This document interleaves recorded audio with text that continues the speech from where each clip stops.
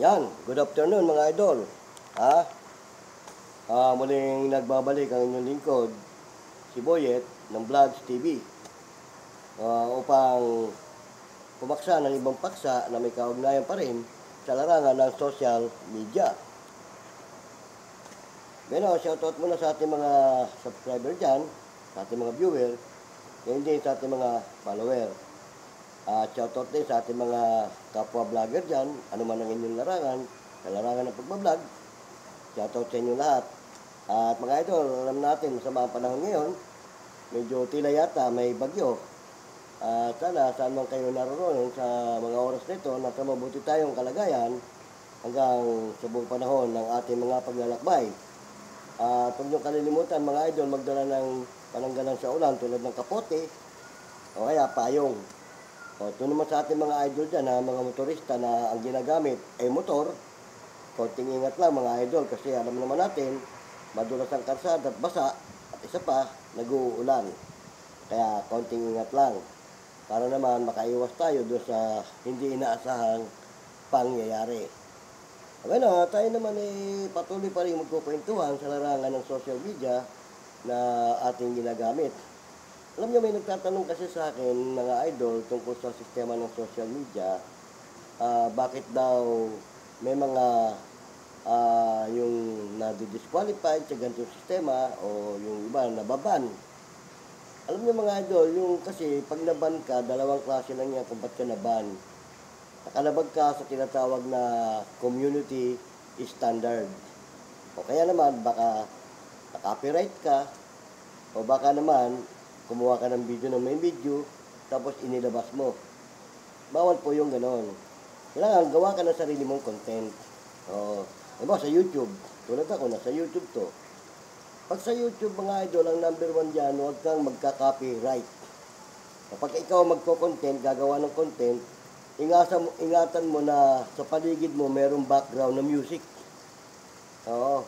Kasi yung music, pagka meron ka yan at na-pick up yan, tapos na-trace ni Whitey, baka makopyright ka. O kasi yan, nangyari na nga sa akin yan, kwento ko na sa inyo, nakopyright ako.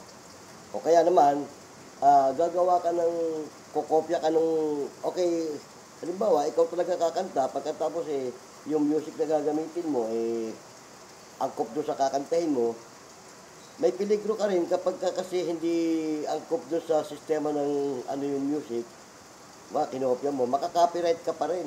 Oo, kasi nangyari na nga sa akin yan palibasa, hindi tayo marunong kumanta, pero marunong tayong mag-lip-sync.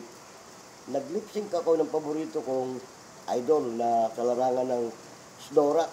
Oo, hindi ko na mabanggitin kung anong klase yun Nilip-sync ko yun. Pagkatapos, pinasok ko sa YouTube. Yung pala, bawal.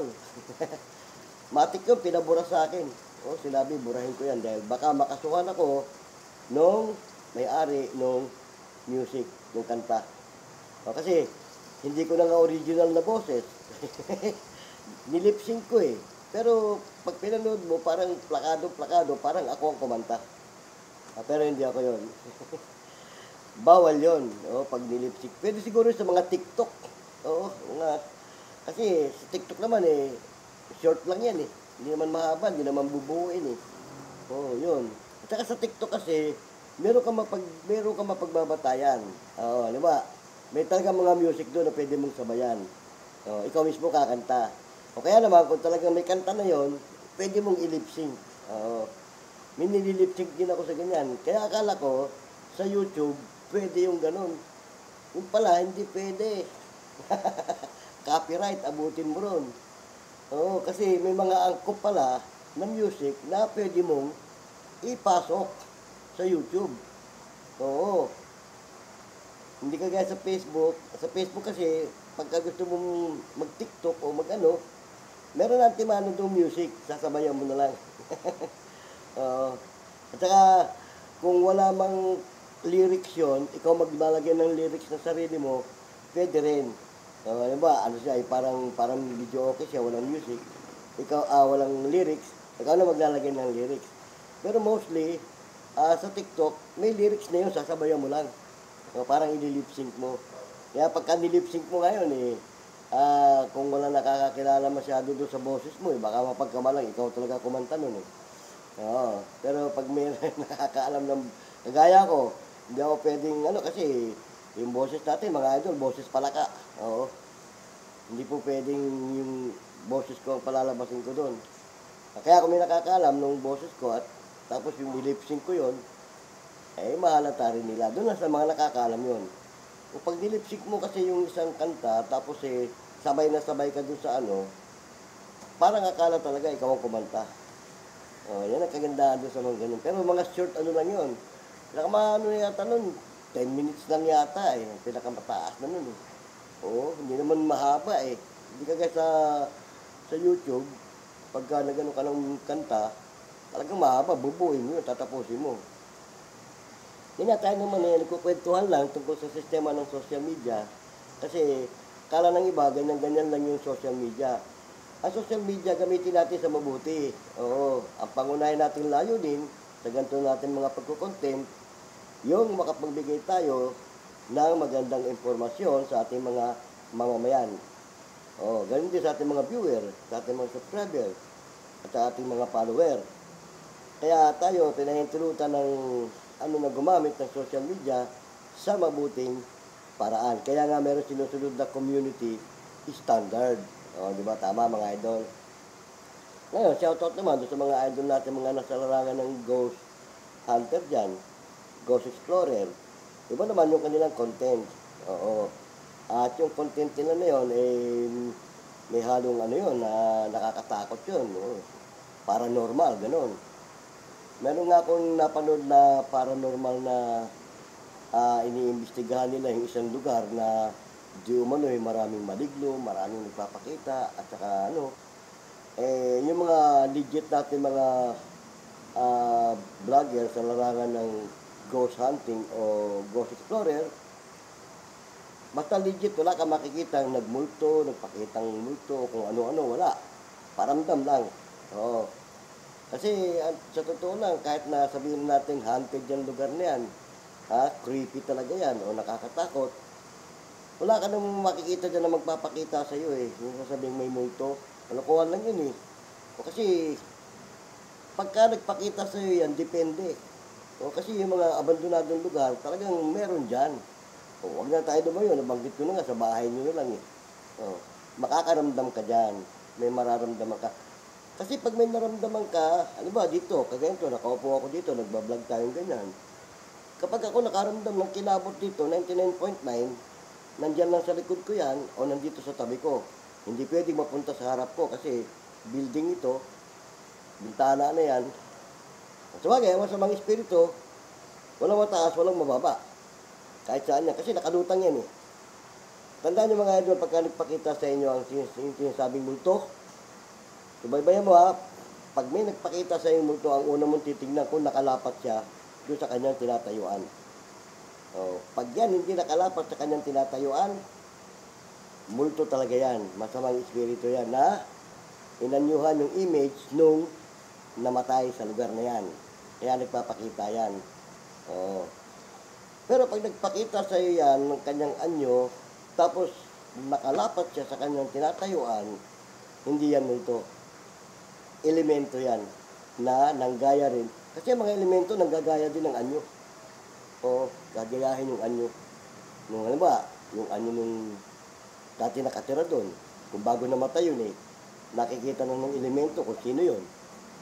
Minsan nga kahit buhay kahit buhay, gagayahin yung itsura nangyari yan doon sa mga hipag ko. Ginaya yung itsura ng hipag ko. Sabi nung bilas niya, akala ng bilas niya, yung kausap niya doon sa may kusina, yung hipag ko na. Nangihingi siya, kasi maraming pananim na hihingi yata ng kalamansi, Nagulat siya, pagdating niya doon sa taniman, ando doon yung hipag ko. Sabi niya, ang bilis, nauna ka pa sa akin dito. Nag-uusap lang tayo doon sa kusina, nandito ka na. Yun, ang sinasabi ko na, yung mga elemento, pag ginaya yung itsura, mapagkakamalamang siya.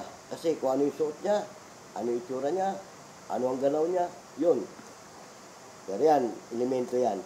Pero pag ang nanggaya dyan, masamang espiritu, aanyuhan, hindi mo makakausap yan. Kasi ang mga multo hindi nakakausap. Pag nagpakita sa iyo yan, nakatingin lang yan. Para kang kumausap sa hangin. Pero pag ang elemento ang gumaya ng anyo, makakausap mo. Oo. Swerte mo nga kung gagayahin lang yung anyo eh, nung kakilala mo eh. Walang problema ron, hindi nakakatakot yun eh. Ang mabigat, pag tunay na anyo ng elemento, ang nagpakita sa'yo. Baka magkandarapa ka ng takbo. O dahil kasi sa totoo lang, ang mga elemento, may sariling anyo yan eh. Kaya nga minsan, ginanggagaya ng anyo ng iba yan para wag silang katakutan. Lalo kung gusto makipagkaibigan sa'yo. Oo. Dalawang klase rin kasi yan, mga elemento, merong mabait, merong masama. Pag natiyempuhan mo yung masama, ay nakakatakot yun. Pero pag natiyempuhan mo yung mabait, okay lang. Pero kasi yung mga ganyan minsan may kapalit yan eh. May hinihingi yan eh, nakapalit. Once na nakipagkaibigan sa'yo. Yan, ganyan. Sana mga idol lang sa kwentuhan natin, medyo nakakapulot kayo ng idea sa sistema. Ha?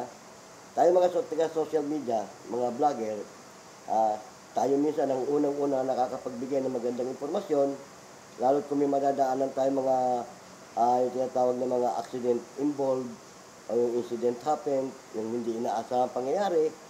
Tayo mga vlogger, pag may nadaanan tayong ganyan, tayo unang nakakapagbigay ng magandang impormasyon, hindi lang sa ating mga mamamayan, kundi sa ating pamahalaan. Kaya mga idol gamitin natin ang ating social media sa mabuti. At doon sa pakinabang. Huwag doon sa puro kalokohan. Oo, gagawa ka ng para makilala ka lang, Huwag. Gamitin natin ito sa mabuti. Higit sa lahat, sa pagtulong sa kapwa at pagbigay ng magandang informasyon. Bueno, mga idol ito po muli ang inyong lingkod, si Boyet, ng Boyet Vlogs TV. Ay pansamantala nagpapaalam. Hanggang sa muli. Kung meron kayong mga katanungan, lagyan nyo lang dyan sa comment section. At para matalakay natin sa mga susunod pang video. At kung meron naman kayong mga comment, lagyan nyo rin dyan para maano natin. Okay na, hanggang sa muli. Paalam!